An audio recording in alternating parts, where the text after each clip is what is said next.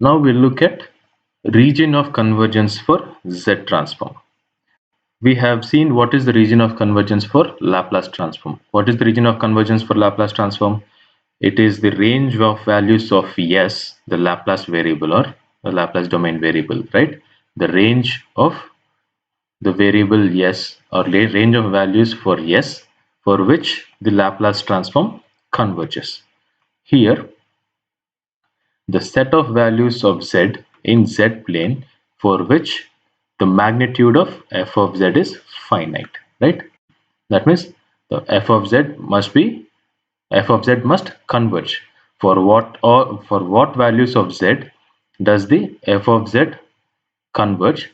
Those values are called region of convergence for Z transform, right? That is this equation. That is this inequality, right? Summation n is equals to minus infinite to infinite mod f of n z to the power minus n must be less than infinity. So this is the region of convergence for Z transform. That is nothing but condition for existence of Z transform, right? And now there are six different types of signals, right? First I can classify my signals as causal. I can classify my signals as causal, and then anti-causal, and non-causal, right? These are three types of signals I'll consider, and based on the duration of the signal, I can write it can be my signal can be either a finite signal or an infinite signal. Finite signal or an infinite signal. Finite signal means it is only defined for a certain duration. Outside that duration, my signal is 0. Now, infinite means it is defined from minus infinity to plus infinity. So, my finite signal can be a causal signal, can be an anti-causal signal, can be a non-causal signal. Similarly, infinite signal can be a causal signal, anti-causal signal, non-causal signal. So I can have 6 different types of signals. The first one is finite duration and right-sided signal. That is nothing but a causal signal. The second one is a finite duration and left-sided signal. That is anti-causal signal. The third one, finite duration and two-sided signal. That is non-causal signal. Now, similarly, I'll have infinite duration, right-sided signal, infinite duration, left-sided signal, and infinite duration, two-sided signal, right? So these are 6 types of signals. First, we'll see the first type of signal, that is finite right-sided signal. Finite right-sided signal, that is the causal signal. So finite right-sided signal means it is defined only for a finite duration of time, right? Now, find the Z transform of f of n equals to 3, 2, 5 n. What does this mean? How can I draw f of n now? F of n, this is my f of n, and this is my n equals to 1, 2, 3, 4, 0, 1, 2, 3, and 4. Now, what is the value of n at n equals to 0? At n equals to 0, wherever I have my arrow mark, that indicates the origin. Right? If there is no arrow mark, what does it mean? It means the first element here is at the origin. If there is no arrow mark, I can consider the first element to be at the origin and the next elements to follow. If there is an arrow mark, that indicates whichever position there is arrow mark, that element is my origin element. Now, my arrow mark is at 3, right? So my value at the origin is 3. my value at the origin is 3, and then this is origin 0, and then this is at 1 and 2 and 3. So at n is equals to 1, I have 2. This has to be a straight line. 2. At n is equals to 2, I have 5, right? And at n is equals to 3, I have 7. I have 7. So this is my f of n. So I need to find the z transform of f of n. For a finite right-sided signal, what will be my f of n? So let us write the formula for z transform. F of z equals to summation n is equals to minus infinite to infinite f of n e power, sorry, not e power, it has to be z power, right? Z to the power minus n. Now, since it is a causal signal and a right-sided signal, right? Causal and right-sided. That is, it is defined only for values of 0 to infinity. F of n, z to the power minus n. Now, I will expand in terms of n. When n equals to 0, what happens? It becomes f of 0. When n is equals to 1, f of 1 into z to the power minus 1 plus n is equals to 2, f of 2 z to the power minus 2, and n is equals to 3, it is f of 3 z to the power minus 3, and n is equals to 4, f of 4 z to the power minus 4, and so on. It goes up to infinity. Now I will substitute my values of f of n in this equation.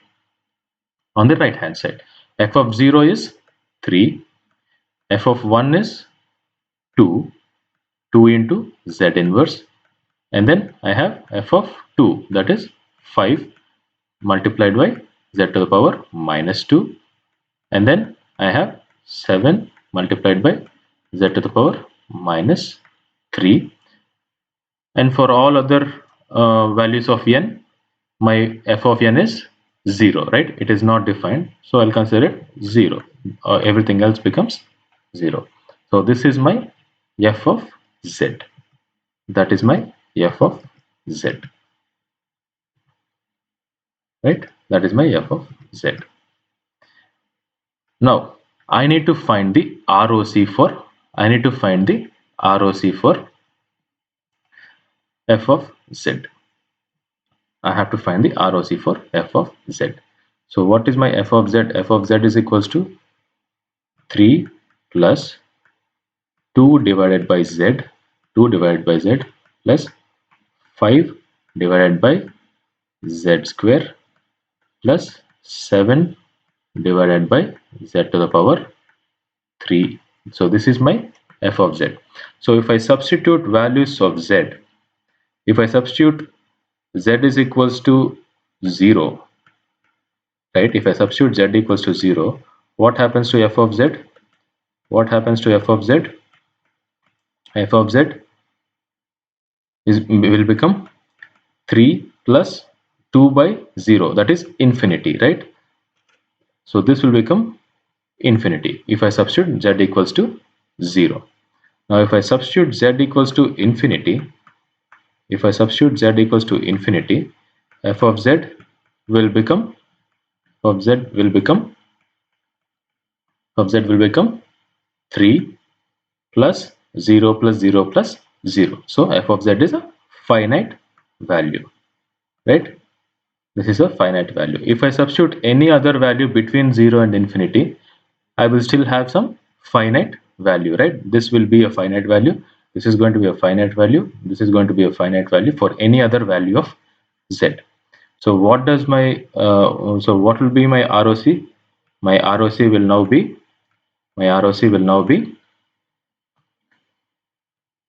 entire entire z plane. My ROC will now be entire z plane except z equals to 0, right? Except z equals to 0. When z equals to 0, my value becomes infinite. For any other value of z, my value of the f of z is going to be finite. So my ROC is going to be entire z plane except z equals to 0. So now for a finite right-sided signal, what happens? The ROC is entire z plane except z equals to 0. Right? For the first kind of a signal, finite right-sided signal, the ROC is entire z plane except z equals to 0. Except z equals to 0. Now, previously we have considered a finite right-sided signal. Now we'll consider finite left-sided signal. Now, the arrow mark indicates origin. Arrow mark indicates origin. So to the left-hand side I have -1, -2 and -3. So this is my n values, right? F of n is defined for -3 to 0. Now, I'll take the Z transform definition. Now, since n is only defined from -3 to 0, I'll consider my limits as -3 to 0. Now I'll expand, I'll substitute the value of n inside. So I'll get f of -3 into z cube plus f of -2 into z square plus f of -1 into z power 1 plus f of 0. Now I'll substitute the values of f of n in this equation. So I'll get 3z cube plus 2z square plus 5z plus 7. Now this is my final Z transform. Now I'll have to find the ROC. To find the ROC, I'll substitute values of Z. If I substitute Z equals to infinity, what will happen? F of Z will become infinite. Now if I substitute any other value of Z, if I substitute Z equals to 0 or any other value between 0 and infinity or a negative value of Z, what happens? It's going to be a finite value. It is going to be 7 or something. It's going to be a finite value. So what will be my ROC? My ROC is entire Z plane except the value of Z where f of Z goes to infinity. So the ROC is entire Z plane except Z equals to infinity. So for a finite left-sided signal, the ROC is going to be entire Z plane except Z equals to infinity. So based on the type of signal, the ROC is changing, right? Based on type of signal, the ROC is changing. Now, I'll consider a two-sided signal now. I have considered right-sided signal and now I have considered a left-sided signal. Now I'm considering a two-sided signal or a non-causal signal. So this is my origin and I have 1, 2, -1 and -2. These are the values of n, right? So my Z transform now ranges from n is equals to -2 to +2, right? N is equals to -2 to, sorry, this is -2 to +2, -2 to +2. This is -2 to +2, right? Now if I substitute the values of n inside, I'll arrive at this expression. Now I'm going to substitute the values of f, right? These values I'm going to substitute from the question. So this is what I will get. Now in this expression, if I substitute z equals to 0, what happens? In this f of z, if I substitute z equals to 0, the first three terms go to 0 and the last two terms become infinity. So the value of z becomes infinity. When z equals to 0, the value of z becomes infinity, and when z equals to infinity, the value of f of z is again infinity, right? I have infinity in the numerator. So again it becomes infinity. So the z can't take values of 0 and infinity.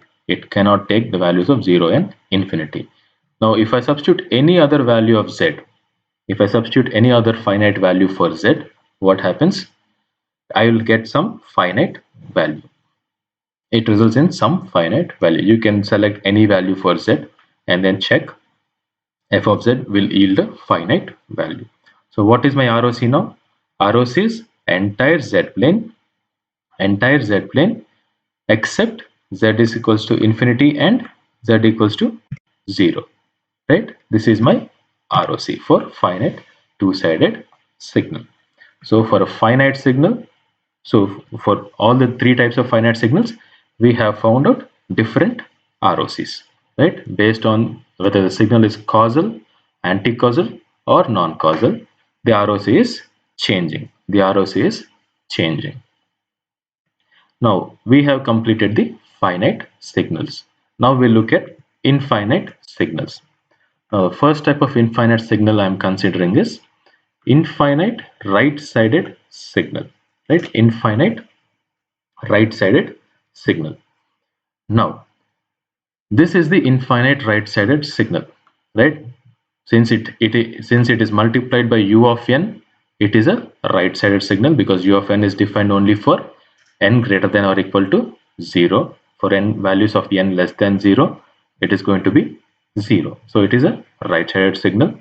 And since it extends to infinity, u of n is defined as n greater than 0, right? It is 1 when n greater than 0.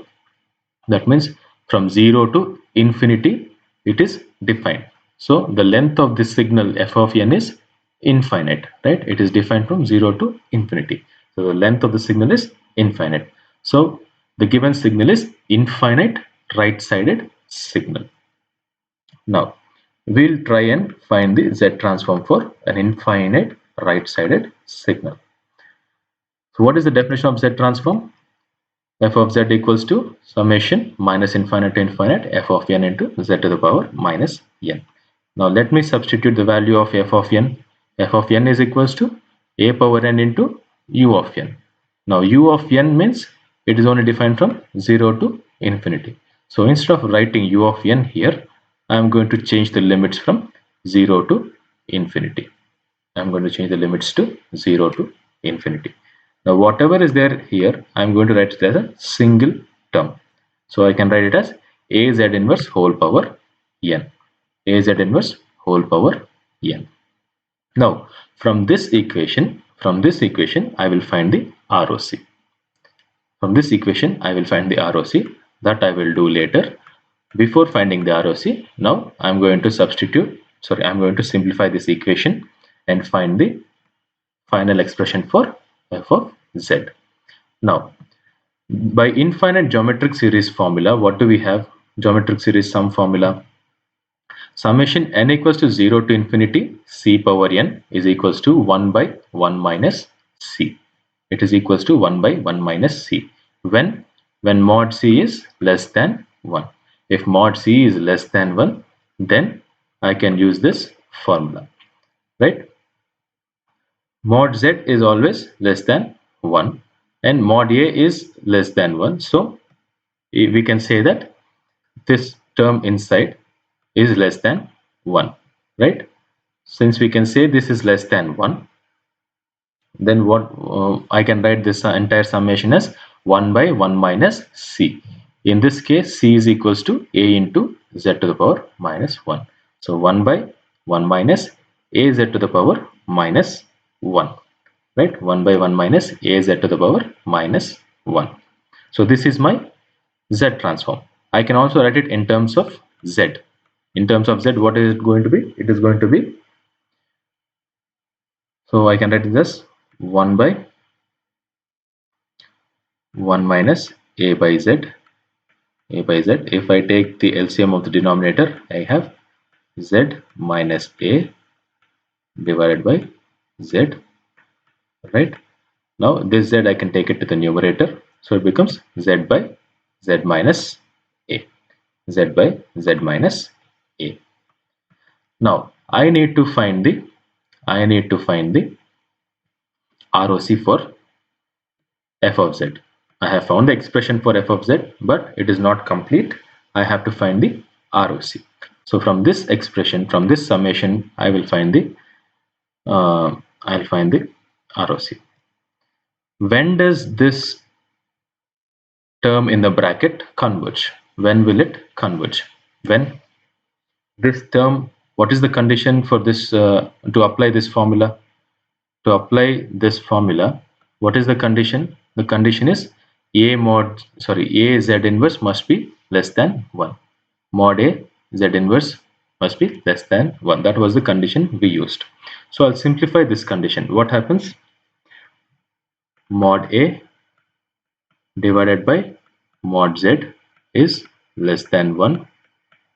Mod a is less than mod z.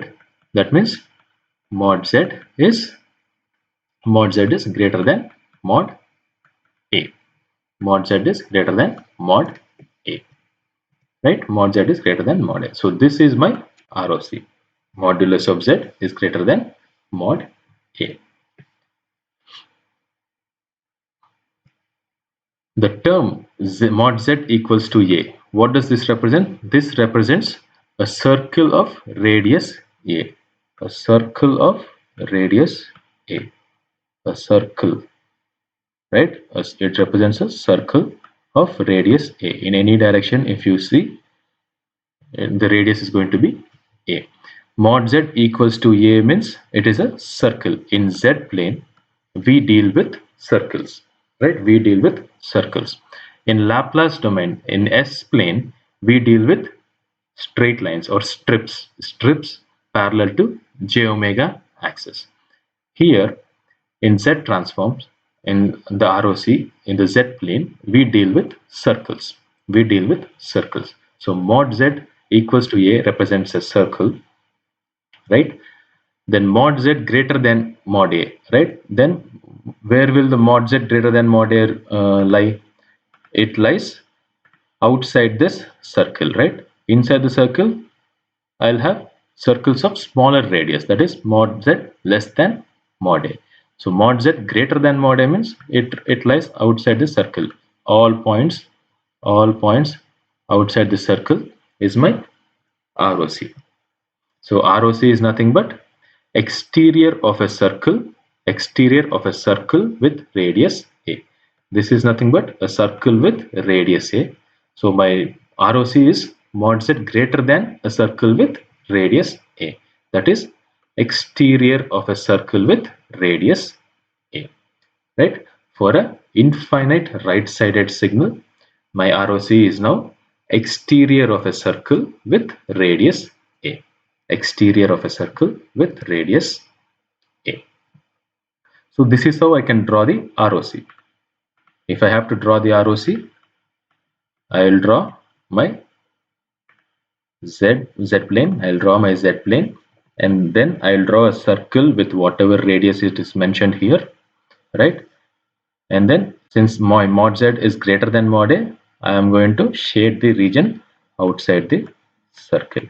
I'm going to shade the region outside the circle. So this is my ROC. The region shaded in red is my ROC.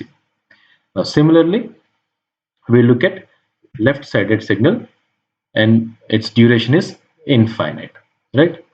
So since u of minus n minus 1, it is a left-sided signal because it is defined for values of n less than 0, right? Values of n less than 0. And it extends up to negative infinity. So it is infinite left-sided signal. Now we'll find the Z transform of this signal. Similar to the previous one.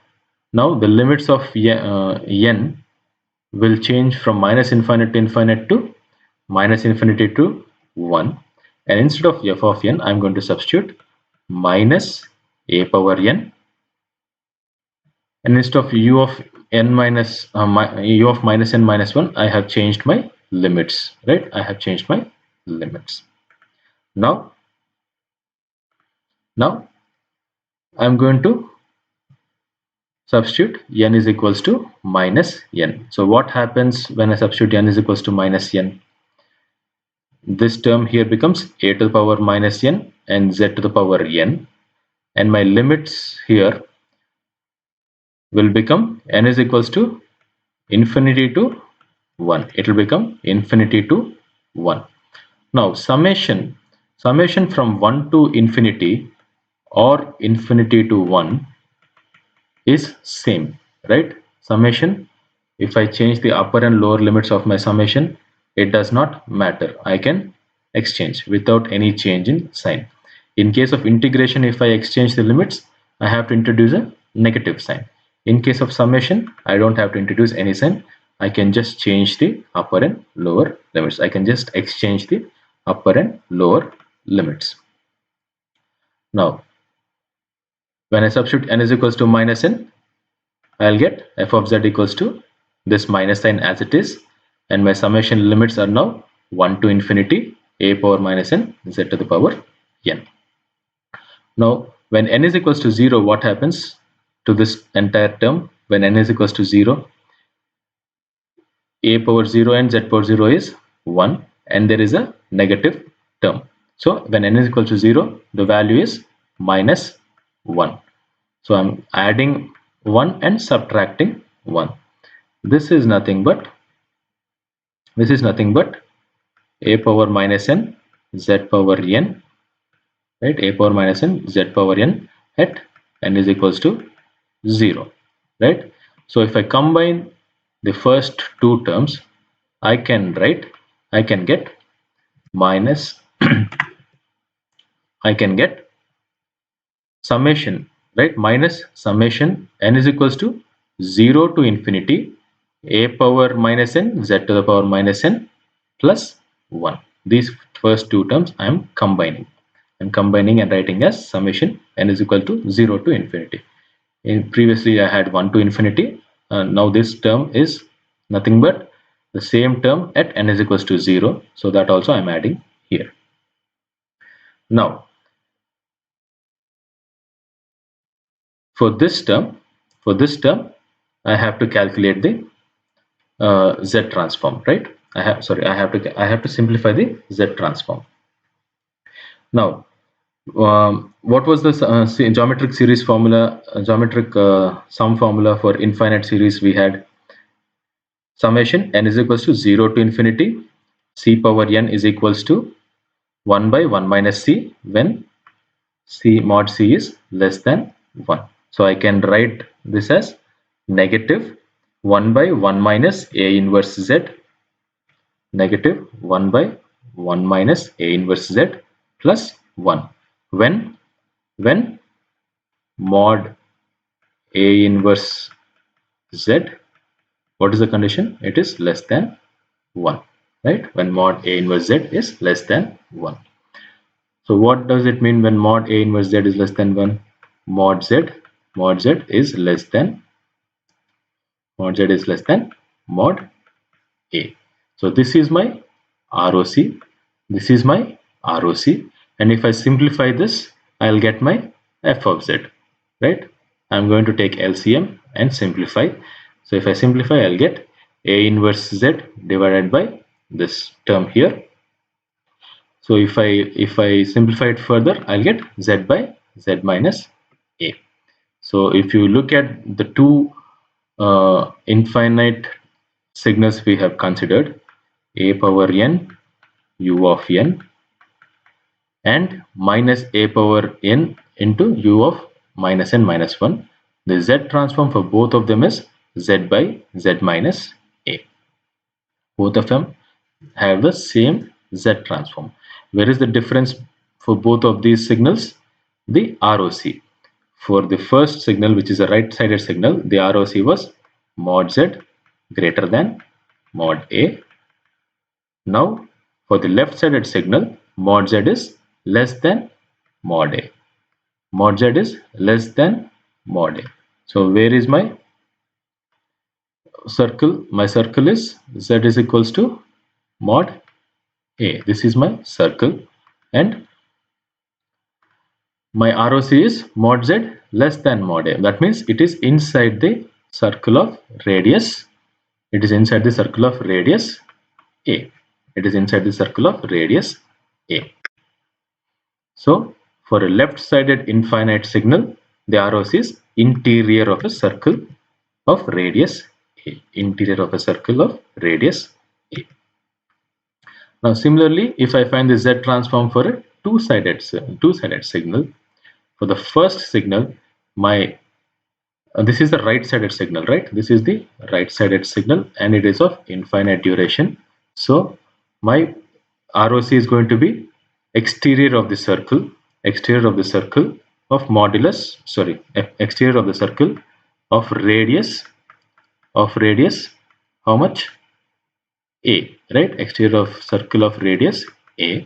And for the second signal, it is a left-sided signal.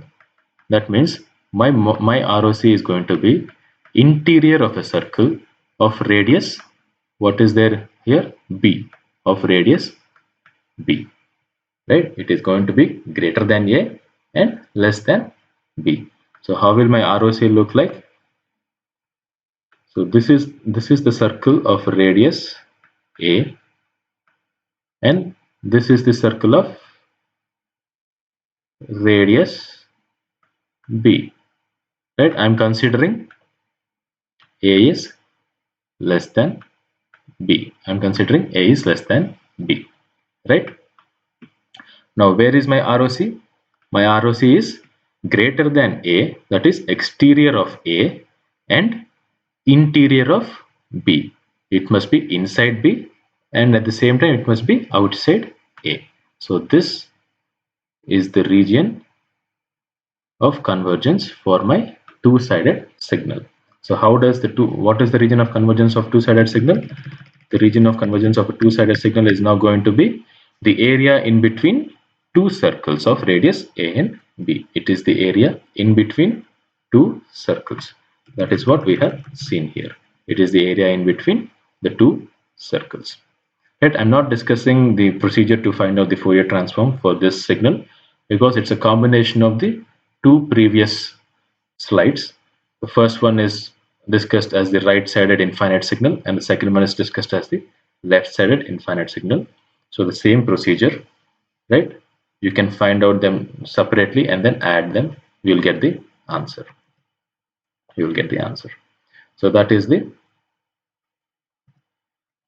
those are the 6 types of signals we have, right? Those are the 6 types of signals. So the first type was finite, finite,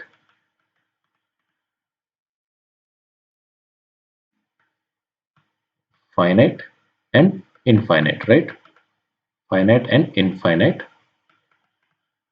So infinite, we had 3 types: causal, anti-causal, and non-causal. So what was the ROC like for causal signal? The ROC for causal finite signal was like entire Z plane, right? For a finite signal, the ROC was like entire Z plane. We had entire Z plane as the ROC for finite signals. When the finite signal is causal, what happened? What values of Z it can't take? It cannot take Z equals to 0. It cannot take Z equals to 0.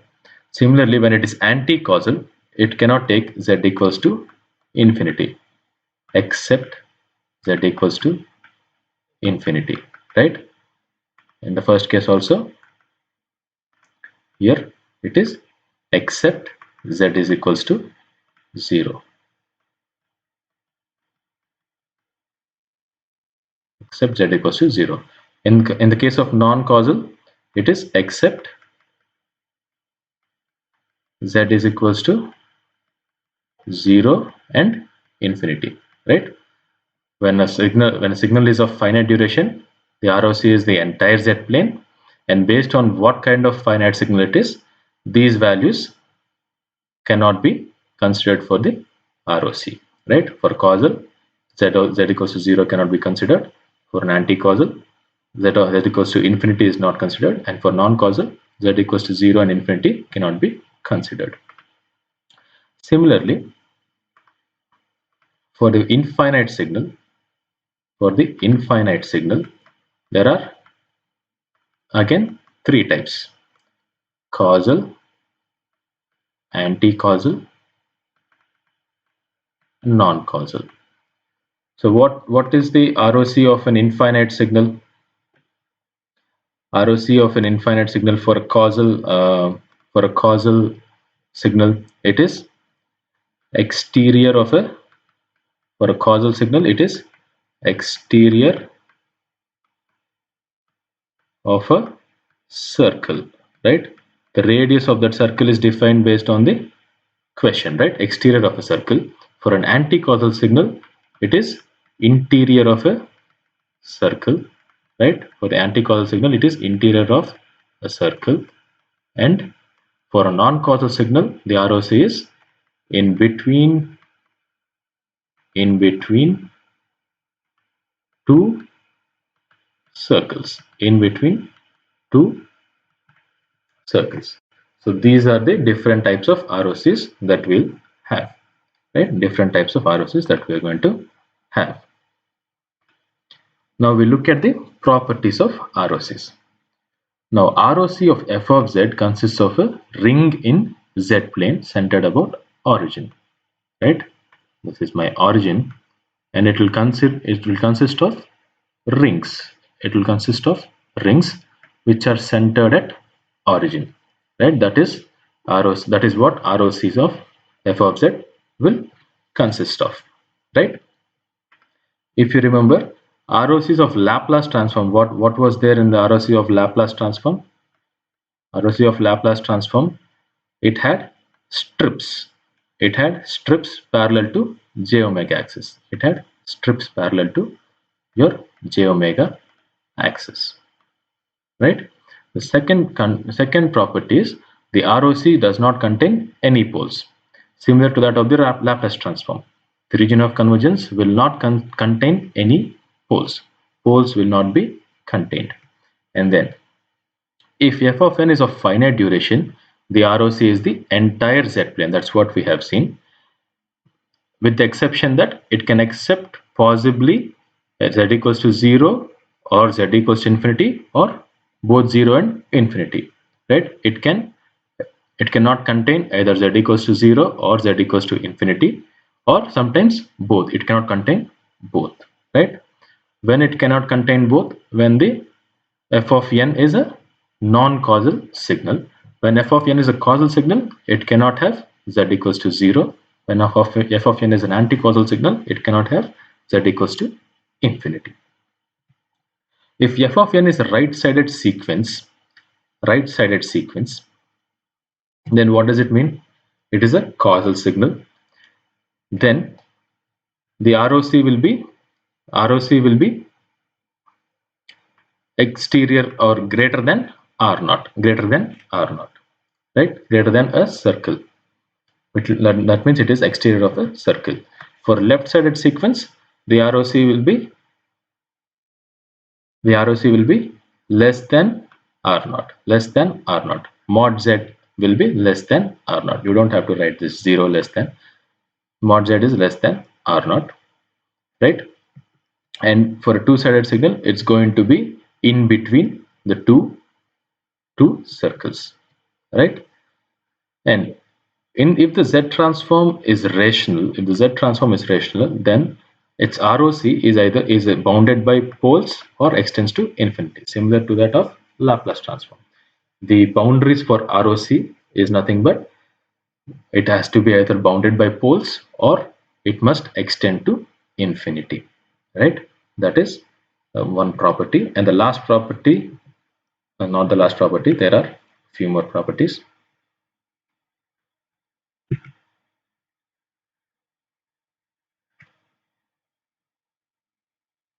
If f of n is the right-sided signal, then the ROC is the region in the z plane outside the outermost pole.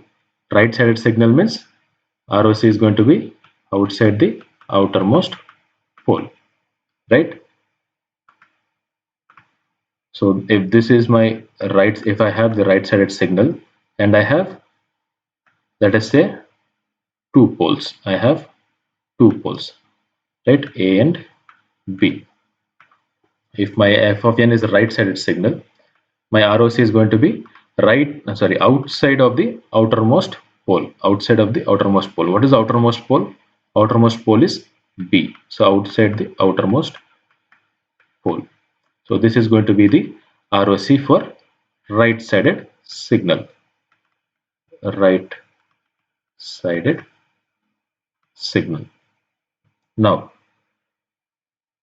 if f of n is a left-sided signal, my ROC is going to be inside the innermost pole. Inside the innermost pole. That is, my innermost pole is A. So inside that pole, I'll have